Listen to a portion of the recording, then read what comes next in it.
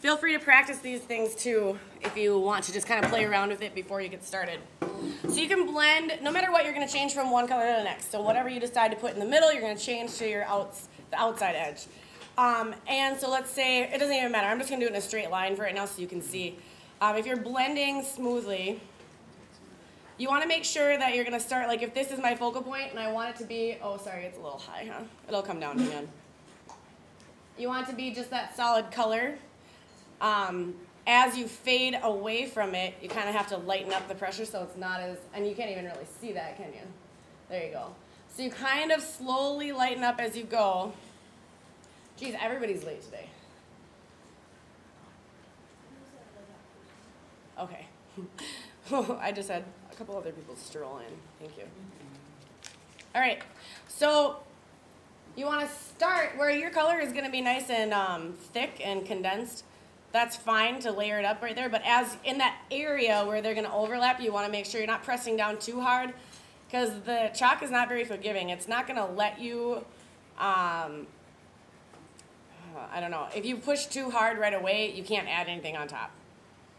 And you want to be able to add on top. You want to be trying to mix from one color to the next. I'm going to have to scoot this down for you. And I haven't used my finger at all yet because now I have it, finally I have it layered up. I went over and over and over. You have to use your finger to color? Yep. But I've gone only on this one if you want it to be blended smoothly. Oh. Yeah. So what you don't want to do is you want to make sure you're still kind of, I wouldn't want to be just randomly smearing it because you'll be moving that chalk. But once you have it layered up, the chalk actually will smear itself together when you're layering. So if you, I'm not pushing very hard. I'm just very, very like softly smoothing out the texture. That's all we're doing. So I'm not like pushing the chalk across the page. You want to make sure that you don't see a ton of the fibers of the paper through it. So it just kind of smooths it out. It won't work to do this and then this and push the chalk. Like that's not going to work. And I don't know how many times kids have actually tried to do that. So don't do that.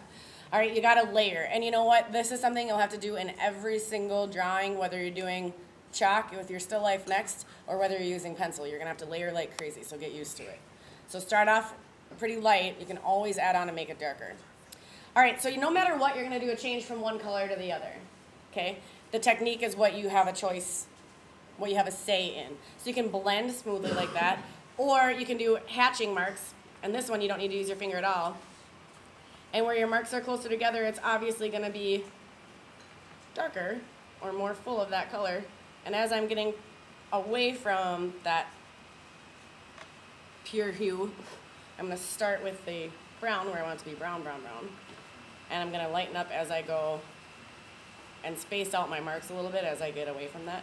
And this just has a little bit different feel. It has a little bit different energy to it than if you just did the blended. It's got a little bit, yeah, it's a little bit more exciting.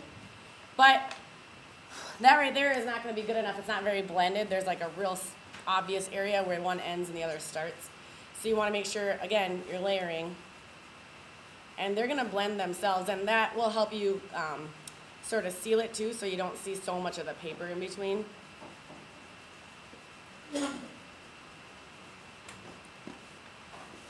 And maybe one more time this way.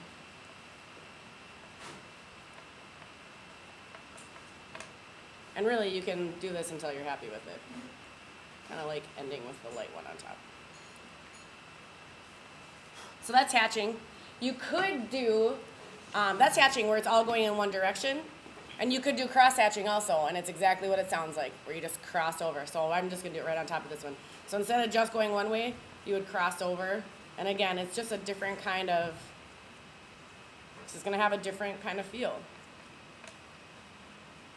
It'll be more, sort of more grid-like.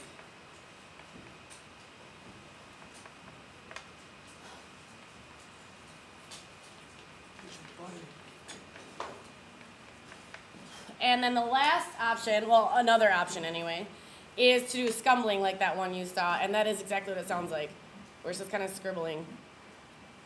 And you want to, if you want it to be lighter towards the middle where they're going to overlap, you're just going to go over that spot less. And where you want it to be more pure, like right here where I want it to be just brown, I just have to scribble to fill that spot. And you're never going to use your your finger to blend or anything because you want to kind of see that texture. If you were to use your finger, you'd smear all this. But no matter what, you're still doing a change from light to dark, or I'm sorry, from one color to the next.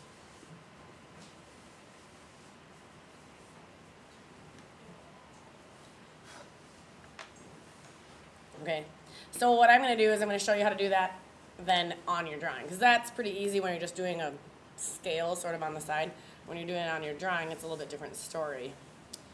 So, on your drawing, you're going to choose a focal point. Mine is a lot smaller. I just repeated a few leaves so I could have this ready for you today. Mine's a lot smaller than yours. You're going to pick a focal point, and so my focal point is going to be a lot smaller just because I just want to show you how to change. So I'm going to put it right here. I kind of like this area right here in these leaves. And I'm going to have my lighter color in the middle. And I'm not going to do the blended one because I think that one you guys can kind of understand a little bit better. So I will do the scumbling one, the scribbling, because I think that represents my life a little bit better right now. Not so organized, a few too many things going on, and I think this would be therapeutic, so we're going to scribble. What I would do is, because you're trying really hard not to get the chalk in the leaves, and you know what? I've never had anybody get absolutely no chalk in there. You're going to get some, and you're going to have to just do your best to try not to. And you can erase it, but not too well. So you want to do absolutely everything you can to keep it out of the white spaces, out of your leaves, out of the stems. But if you do, don't panic. We can try to erase it, okay? So I'm going to start where my spotlight's going to be, and I'm going to actually give myself just a little bit of a border without scumbling, where I know it's just going to be that pure lighter value. And this chalk is really chunky, if you haven't noticed. And so it definitely, it's definitely really something you have to pay attention to, because you just have to note what part of the chalk is making the mark so that you're staying out of the lines. Like what edge is actually making that mark so that you're not scribbling on it. All right, so then I'm gonna fill this in flat here.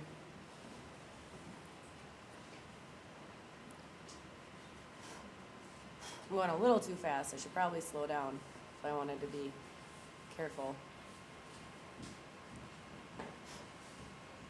And especially in these little places, and this is where those tiny little negative spaces come into play, and you want to avoid having them. If you find that you're filling your paper up too much with a lot of leaves and you don't have very many big negative spaces, if you haven't done your marker yet, you can kind of pick and choose as you're going through with your marker, and if there's a leaf you think is far enough off in the background and you don't really need it, then go ahead and leave it out and erase it when you erase all your pencil lines.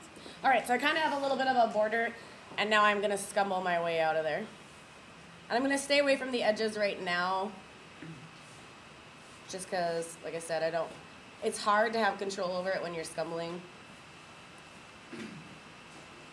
I'm just going to kind of lightly spread out as I get further from that focal point.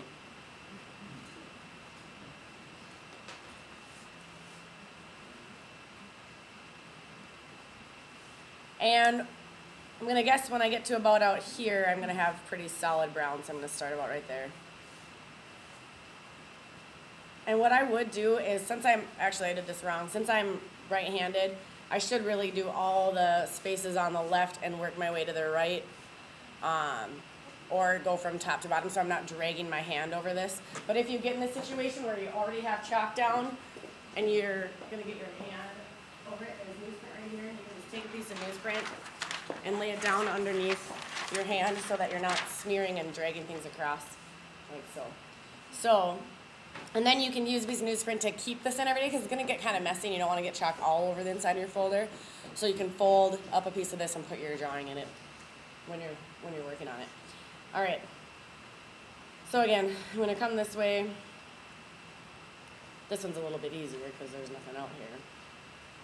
But a lot of you will have pretty open spaces like this too. And just like the practice thing, I can't just do it once. I'm going to have to go back and forth and layer before I'm happy with it.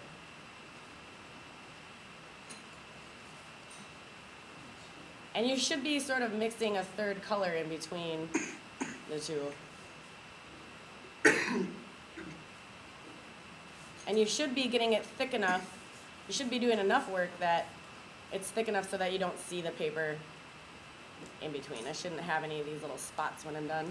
It should all be covered in chalk. Well, that's looking a little better. Now these areas are where it's going to be kind of tricky and you got to be kind of more careful so that you're not getting it in the white leaves as you scribble.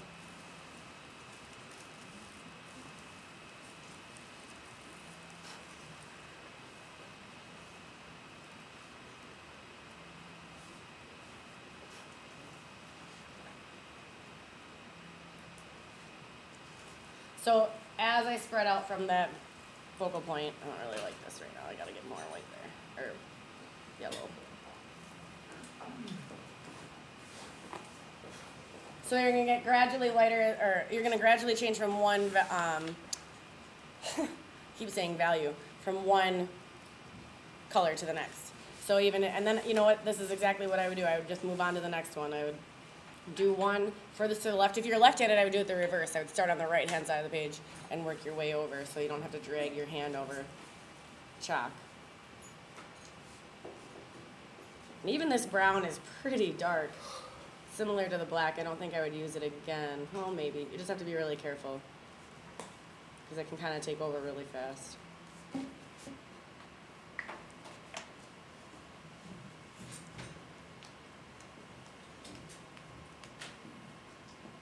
And once you get going on this, it really isn't going to take you that long to do this.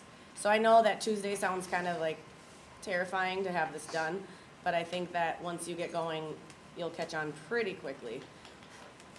So now there's one more thing to show you, is that there's special erasers for this.